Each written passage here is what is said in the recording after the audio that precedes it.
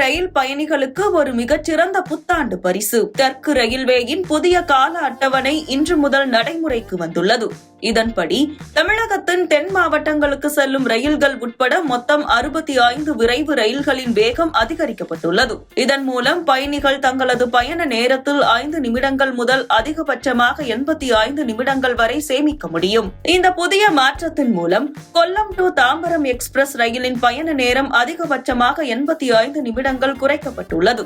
அதேபோல் கோவை டு ராமேஸ்வரம் ரயில் 55 நிமிடங்களும், தூத்துக்குடி டு மேட்டுப்பாளையம் மற்றும் கடலூர் டு மைசூரு ரயில்கள் தலா 50 நிமிடங்களும் முன்னதாக இலக்கை சென்றடையும். தென் தமிழகத்தின் முக்கிய ரயில்களான அந்தியோதயா எக்ஸ்பிரஸ் 45 நிமிடங்களும், முத்துநகர் எக்ஸ்பிரஸ் 30 நிமிடங்களும், பொதிகை மற்றும் குருவாயூர் எக்ஸ்பிரஸ் ரயில்கள் தலா 20 நிமிடங்களும் விரைவாக இயங்கும் வகையில் மாற்றம் செய்யப்பட்டுள்ளன. தண்டவாளங்களை மின்மயமாக்கும் பணிகள் மற்றும் சிக்னல் அமைப்புகளை தரம் உயர்த்தும் பணிகள் வெற்றிகரமாக நிறைவடைந்ததை தொடர்ந்து இந்த வேக அதிகரிப்பு மேற்கொள்ளப்பட்டுள்ளதாக தெற்கு ரயில்வே தெரிவித்துள்ளது.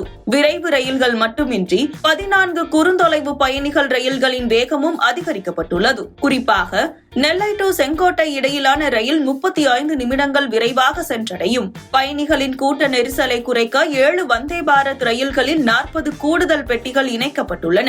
மேலும் 46 எக்ஸ்பிரஸ் ரயில்களில் 62 பெட்டிகள் நிரந்தரமாக இணைக்கப்பட்டுள்ளன. இருப்பினும் சென்னை டு நெல்லை வந்தே பாரத் ரயிலின் நேர மாற்றங்கள் குறித்து சில குழப்பங்கள் நிலவுவதாகவும், புதிய நிறுத்தங்கள் அறிவிக்கப்படாதது ஏமாற்றம் அளிப்பதாகவும் பயணிகள் சங்கங்கள் கருத்து தெரிவித்துள்ளன.